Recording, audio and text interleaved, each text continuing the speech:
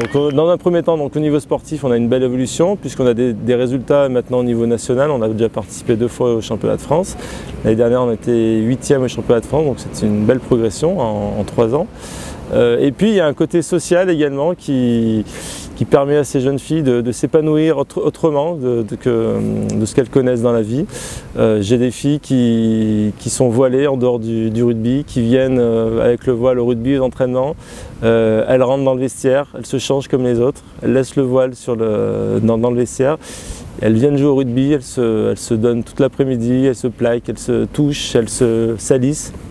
Et ce qui est bien après, c'est qu'elles vivent autre chose aussi dans les vestiaires, c'est-à-dire qu'elles vivent ensemble, elles se douchent ensemble. Et ça, se doucher ensemble, ça a été un premier point très positif pour la section, parce que les premiers entraînements de la section, les filles venaient jouer au rugby et partaient sans se doucher. Elles prenaient le tram, le train, elles prenaient et elles étaient toutes sales, pleines de boue, elles partaient comme ça.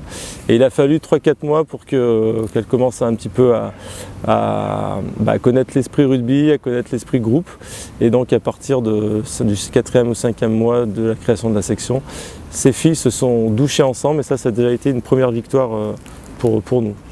Voilà. Nos proviseurs, Mme Bataillé puis M. Cosentino depuis, veulent à tout prix que cette section continue et progresse.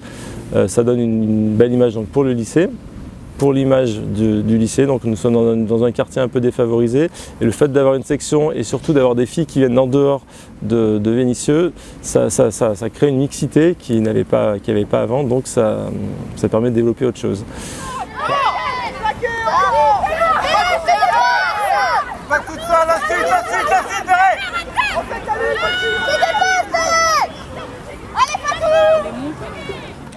J'avais une certaine appréhension de venir là par rapport au fait que oui, c'est aux Minguettes, oui, les gens peuvent être différents, etc.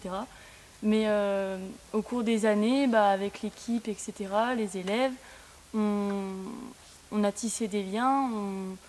Malgré nos différences, je pense que c'est nos points forts. Parce que c'est vrai que des équipes comme ça, il n'y en a pas de partout.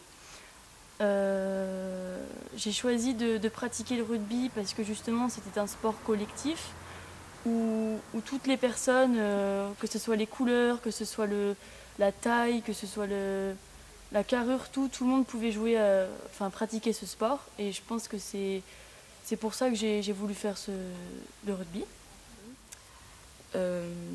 La section pour moi elle se passe bien parce que on est toutes soudées. On se laisse pas comment dire, marcher dessus par n'importe qui. Quand on a un problème, on sait qu'on aura tout de suite un soutien. Quand on a par exemple on sait qu'on va rencontrer des équipes qui peuvent être un peu racistes ou être choquées de voir des Noirs ou des Arabes. Et par exemple, il y en a, elles vont nous dire non, t'en fais pas, même si elles te lâchent un propos ou n'importe quoi, tu réagis pas, tu la laisses parler et tu règles ça sur le terrain, sans propos, sans rien, en faisant ton rugby. Après, moi, j'ai pas vraiment eu du mal à m'intégrer parce que je suis sociable, j'ai pas de problème avec les filles, moi je m'entends avec tout le monde. On est vraiment sur l'éducation, le respect avant tout, avant les résultats sportifs. Voilà.